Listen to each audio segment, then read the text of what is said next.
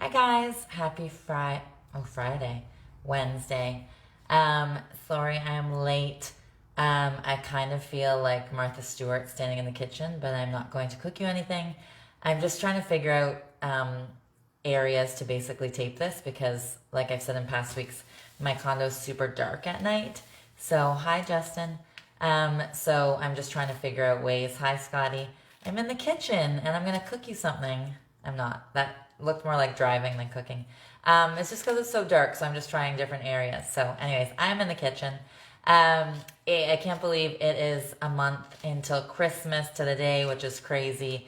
I saw a friend yesterday and she showed me like a meme or whatever you call it. And it said, I'm a little nervous to get my kids from break from school. Since last time I got them from break, they wouldn't take them back. So anyways, I hope you guys are excited regardless. I don't know if we will be, in red by then. But regardless, I hope everybody's excited. Hi, Scotty. Happy live. In that spade. I don't know what you mean spade. Oh, that space, like a cooking space. Okay, so I'm going to do my normal today, which is, talk about real estate updates and answer questions and do some happy news. And I'm also going to remind you guys about the Christmas giveaway. So every month we normally do $1,000 giveaway, and we're still going to do it for November, so December 1st we'll go and knock on somebody's door. But for December, instead of doing that, we're going to do a Christmas giveaway. So multiple families will win their Christmas dinner, as well as their presents for themselves, their kids, etc., whoever is in their family. So we're going to do that. Hi, Margie. Hi, Dana. Hi, Angel. Hello from Phoenix, Arizona. That's fun. Hi, Archie. Oh, there's somebody private messaging me, but for some reason it's popping up on there. Okay. So again, the Christmas giveaway, but I'm going to do some news first and then get into real estate and so forth. All right. So first we have a question from Danica in Barrie. And this is actually the first time I've stood during my live, which is kind of weird. So Danica said there's been addition after addition done to our home over the years. And some is done, where am I here? Oh yeah, sorry, some brick, some aluminum siding, some vinyl siding. Do you think it's worth it to change it all to one, or will we not get our money out? So thank you, Danica, for asking. Hi, RG. So to be honest, it depends where you live. So say, for example, you're in the East End and you've renovated the kitchen and you've renovated the bathroom and so forth, and that's like the only thing left, and you're basically trying to flip the house or whatever, and then they see, okay, everything looks great on inside, but the outside's not so hot. But if then you're going to get closer to dollar, but still not 100% dollar for dollar. But if you're in the not the greatest area and you do it, and you don't have money to do the bathroom or stuff, they'll be like, who cares about the outside? The kitchen's crap, the bathroom's crap, the floors are crap, the layout's crap, etc. But you're never going to get it 100%, okay? You could paint it, would be cheaper version, and you could, like, let's just say the front is really flat, you could put like a front awning or something with some nice posts. Hi, Dad. I hope the paint turned out well, Dad. My dad just got his house repainted this week. So I would do that as opposed to changing all the siding and so forth, okay? So the first thing was a restaurant. So as we possibly get to red or whatever, there was a guy in Ohio, and I actually don't even need to look at this because I know what happened. He walked into a jazz bar or like restaurant, and he ordered a Stella, and it was $7. And he wrote on his Visa $3,007, and he said to the person as he was walking out, split that between the staff. And then when the guy went over and saw it, he ran after him. He's like, "You've made a mistake." And the guy's like, "No, I'll see you guys when you reopen." So I thought that was cute. So if you are planning on going for a drink in the near future or out for dinner, try to support your favorite local restaurant just in case they have to close again, in case we go back into red, just because they say that 50% of restaurants will not reopen after COVID. And that was the first time everything closed. So I don't know if that's the second time. So I don't know the stats for that. I'm glad the paint's looking good, Dad. I saw one picture of the foyer, but I haven't seen the rest. Okay, so the next question comes from Darren in Bradford.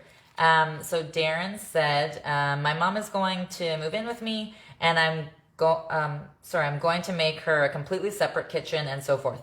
There, however, will be no separate entrance. Do you think I should put one? And should I do...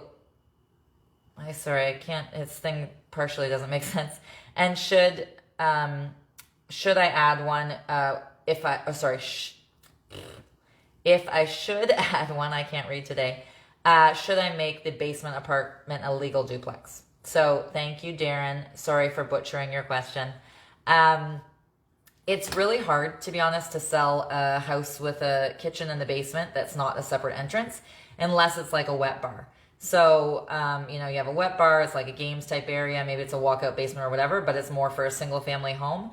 But when you have a full separate unit without a separate entrance, besides like somebody that's family wise or a nanny wise or whatever, which is not most cases, most people rent it out to somebody else. Those are basically the only people that would buy it. So if you can, I would put it in a separate entrance.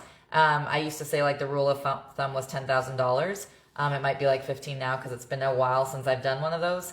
But I would say in the 10 to 15 range, as your other question, or for your other question for making it legal, there's no set in stone answer. So it's not like a non-legal one is 600 and a legal one is 650. They vary. So sometimes illegal ones get more money and sometimes legal ones get more money. There's no set in stone answer for that.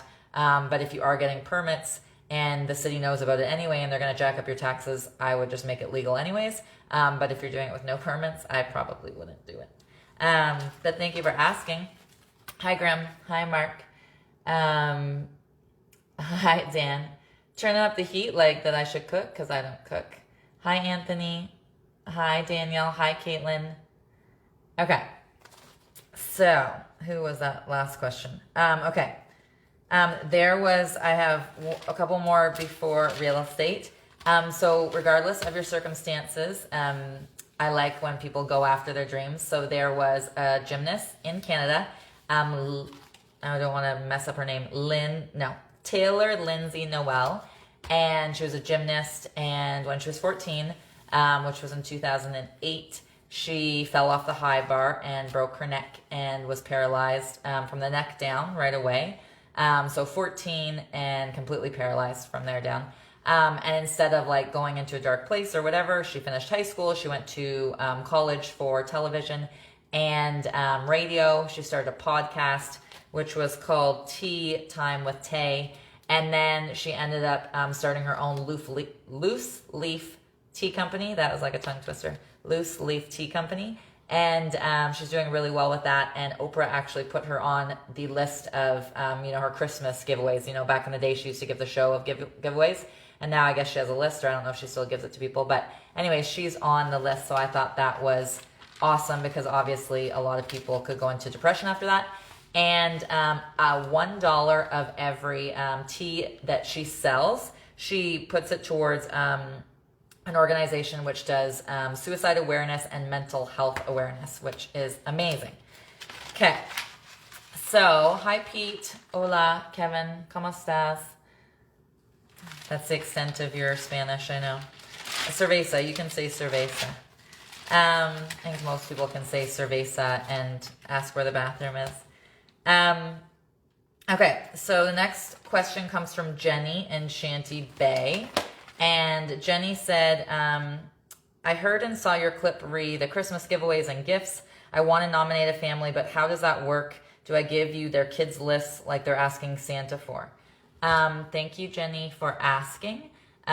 So you don't give us your list. So it's not like our regular giveaways on the first where we go and knock on somebody's door and surprise them. We will actually tell them ahead of time just so they can tell us. So for example, my niece, when she was younger, like say 6 and under, she was super tomboy, wouldn't wear anything but blue or green. If my dad's still watching, he will agree to that.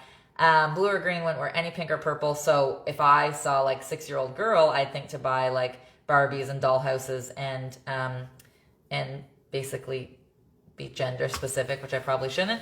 But maybe obviously she wasn't that type and she wanted trucks and she wanted sports cars and all that kind of thing. So we're going to tell the people ahead of time who won so they can give a specific list for their kids. And so we're not buying toys for a 15-year-old when they're 3, or we're not buying trucks when they want dolls and so forth. So we will tell them ahead of time for this scenario. And we'll also find out for food-wise in case they have any allergies.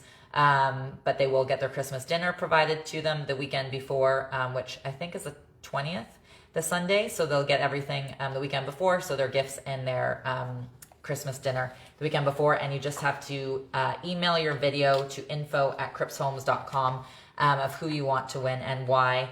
And they have to live in Simcoe County. But you do not, as a nominee person, do not have to. Nominator, nominee, whatever. Okay, so I have one more thing and then real estate, okay? So with everybody that's basically, you know, doing home renos but during COVID, and do-it-yourself projects, and they're taking their vacation money and they're spending it on renovating their kitchen or getting new appliances or whatever. Home Depot in this last quarter was up 23% in all of their stores. So they're taking $1 billion, which obviously shows how much they're making, which is crazy. They're taking $1 billion and they're giving it back to their staff, which is amazing. So I know that Lowe's owns Rona. So maybe next time you want to go buy something, maybe you're going to go to Home Depot because you know they give back to their staff more. I have no idea. But I thought it was cute that they're giving, obviously, $1 billion is a crazy amount of money. I forget if I said hi to you, Pete, but hello, Pete.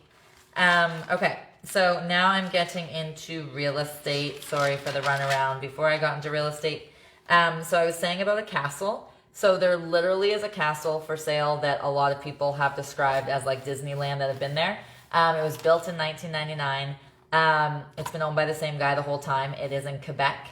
And it has 16 bedrooms and 6 bathrooms, and it's 3 different separate buildings, and it's only $650,000. So maybe you've seen like Airbnbs where they're a boat or they're a church or whatever. So if you want to own a castle, there's a castle for sale in Quebec for $650,000. So anyways, that's my randomness on that. So anybody who's been watching, you know, any of my lives or whatever, has seen and heard me say lots of times how strong the market is. So that's had to do with the low interest rates. It's had to do with people moving out of the city. It's had to do with lack of inventory. It's had to do with people wanting to buy not rental properties, like, what's it called?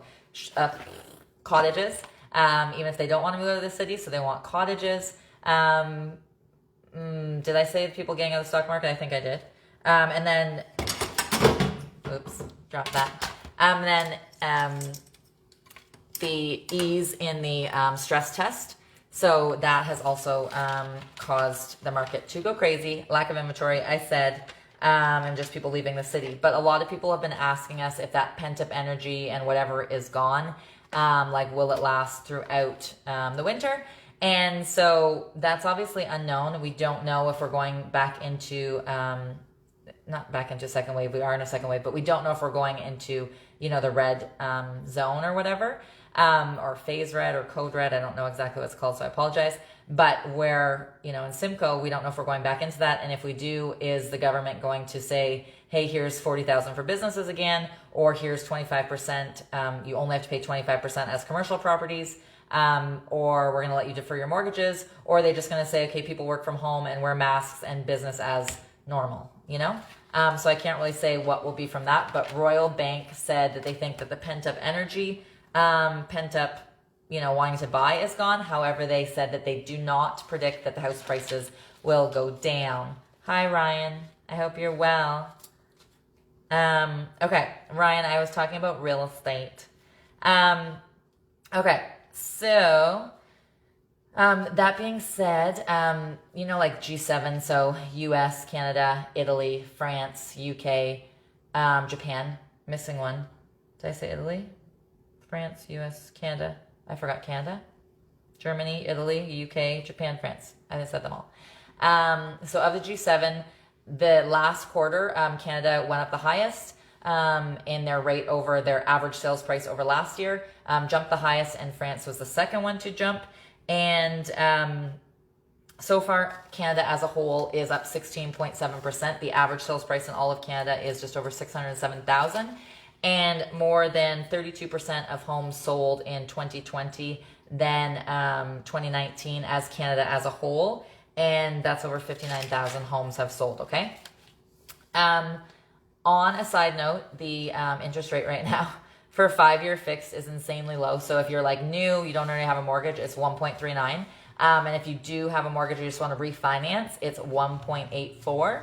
And if you want to do a 5-year variable, it's 1.5 if new and 1.75 if you are refinancing. So obviously interest rates are crazy low. They're expected to be crazy low till 2023. And then they don't know what's going to happen after that. They said it depends basically on the Canadian and global economy. Okay. On a random side note, 67.8% of people over 25 own a home, which I did not know. And I don't know, Justin or Tyler, if you're watching right now, but if you guys have heard of this show, Schitt's Creek, that motel is actually for sale. And it's only an hour from Barrie or an hour from Toronto, so it depends where you drive. It's in Hockley Valley. It has 16 rooms? No, 10 units. 10 separate units, plus then the manager's part, plus a separate cottage. And it's on 6.7 acres. And again, it's $2 million. They are holding offers till the middle of December if anybody wants to buy Schitt's Creek, which is not its real name, which is not what it goes by on the show either. But what was I going to say?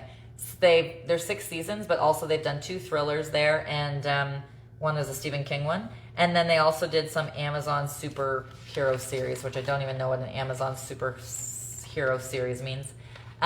In Barrie, in the last 7 days, there's been 35 new listings. So some people think like, oh, it's really close to Christmas and nothing's happening, but there's been 35 new listings in the past 7 days.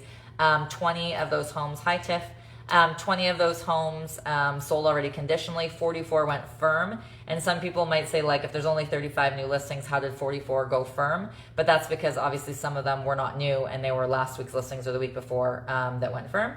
And 53 people got their keys, which means they bought in July or August, September, etc. But they got their keys in the past 7 days. Barrie and condos, there's been 8 new listings in the past week. 7 have conditionally sold. And 14 sold firm, again, taking ones from the weeks before. And 9 people got their keys, meaning they bought previously. And in ESSA, in the last 7 days, there's been 3 new listings, 9 conditionally sold, 7 went firm, and 5 got their keys. And I'm going to do Innisfil and Oro and Springwater after because I'm over numbers right now. Okay. So there was a recent study that basically was talking about people looking at pictures and stuff. So they said that 78% of people have looked at pictures during lockdown that they hadn't looked at like in years. 73% more people said they reminisced more this year than ever before. The average number of stories that people tell per week more than pre-lockdown is 8 extra stories a week. Which if my stepdad was watching, he likes to tell stories, so I'm sure his is higher, pulling that average up. 84% of people said they're sharing old photos more to friends and family. So of the people that have looked at photos, 27% of those people said that they are completely satisfied with their life, but only 18% of people that have not reminisced on photos said they were happy with their life. So the people that are looking at photos are more happy with their life. It's a random note for you, side note. And the main things people say they're looking at, first is family photos, second is wedding photos, third is anniversaries, and fourth is birthdays. And 59% of people said their favorite memory comes from a holiday, a past holiday. And I have a question. Ryan, I don't know if you know any families in need, but we do a $1,000 giveaway every month. However, so we're doing that December 1st, knocking on somebody's door. If you want to email in somebody's, you just say like, hey, I want to nominate Joe because he's so cool. Send it to info@crippshomes.com. But we're also doing a Christmas one, which is different. So we're going to multiple families' houses, homes, and giving them their Christmas dinner as well as the presents for themselves and their children if they have any, okay? Okay, so the next question is from Jeremy in Innisfil. So Jeremy said, my wife wants a rental property to Airbnb, but I just see it as another place to cut the lawn, to do the roof, and for things to go wrong. I know Airbnbs are busy right now, but will our vacancy rate be high after the pandemic? Hi, Zach. So To be honest, I this past year was 4 years. I switched my first long-term to an Airbnb, and so they still rent. Before pandemic, they still rent. So I wouldn't say like, oh, it's only busy because of the pandemic and so forth. They're still renting beforehand. You just have to be careful. So are you buying, say somewhere in a cottage country town, like let's just say it's 4 hours away from here and it's not on the water, that's not going to be very popular. I like to stay within an hour of where I live personally, and then I either like to be walking distance to multiple things, if it's say city center, which would be like Toronto, which is obviously different right now in COVID, but if not, I like to be walking distance to a beach or on the water, or walking distance to snowboard or something like that, so you can market to those people. So you just have to be careful of what you buy, and you have to be careful if you think, I'm going to get $800 a night, but you look up and the neighbor's listed for $199 a night, right? So you just have to do all your homework and run your numbers. But thank you for asking. Okay. Did you know, it's a random, that 5.3 million kids go to schools that are ran by solar power? There was a school, actually a group of schools, in 2017, there were 6 schools, and they had $250,000 worth of debt, and they were spending $600,000 approximately a year on utilities. So there was some like incentive, whatever you call it, program, what's it called? A subsidy and a grant. And so they switched these 6 schools over to solar panels. Now 3 years later, they've paid off their $250 in debt, and they've made $1 million in extra money because they have extra power. So now they're changing more schools over, and they also gave all the teachers at those schools a raise, which is kind of cool. Or not kind of cool, it's obviously cool. Okay, next question is from Mark and Cassidy. Mark and Cassidy are from Barrie. We're super researchers and probably the type of clients any realtor would hate. We're very detailed and want to have all our T's crossed and I's dotted times a million before we buy a property. I know you had a book come out recently. What exactly does it go over? Thank you, Mark and Cassidy, for asking. Basically, it goes over investing and shows people how to use that instead of like waiting for retirement to go after their dreams, and using their investment money their entire lives to fulfill their dreams and fund their dreams. It goes over, should you buy a property to keep or buy a property to flip it? If you flip it, what do you look for? If you keep it, what do you look for? If you keep it, do you rent short-term or long-term? If you're renting long-term, what kind of tenants do you look for? If it's short-term, how do you market it? What do you do to stand out from the rest, etc.? It's all obviously a lot more chapters than that. I'm summarizing it into like 40 seconds, but that is basically what it goes over. But thank you for asking. And there is a new boss lady in town. Not in town, but basically in Major League Sports. So Kim Eng was the first Asian American to ever manage a team, and now she's the first woman to be a manager in a Major League baseball team. And so she's on the Miami Marlins, hired her. She's got 30 years of experience, and she's coached with the Chicago White Sox and New York Yankees and the Los Angeles Dodgers. So I just think it's cute because she started softball when she was 4, and it's just a good example for young girls growing up to now see a woman where they've previously all seen men. So I like that. Let me see if I had another question. Oh yes, Brittany from Wasaga. Dun, dun, dun, dun, dun. Okay. I've heard you say different things about the 5 people that surround you, but could you explain it a bit more, please? I can, Brittany. Hi, Charlotte. How are you? I know it's cute, eh? So 5 people around you, so you're most like the people around you, so just make sure you choose wisely. And I had somebody once say that they were hanging around me and they said that their bank account wasn't going up. I'm like, well, maybe mine's going down hanging around you.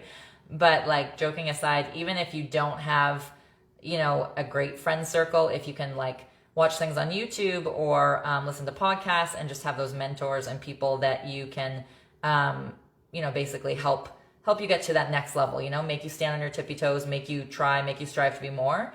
And to be honest, even if you have those 5 amazing people and there's, we think of your haters and your enemies and whatever, regardless of what haters and enemies you have on the outside, If you have haters and enemies on the inside, i.e. like your conscious and your mind and you're telling yourself things, that's even worse than those kind of haters. So if you can get into like good habits of listening to those podcasts, or maybe journaling in the morning, or meditating, or doing exercises, or writing at the end of the day what you learned from that day, or how you could spend the next day more productively, or what you could have done better, or what you're proud of yourself, or anything like that. Basically all baby steps. You don't have to suddenly be some guru or some monk or whatever.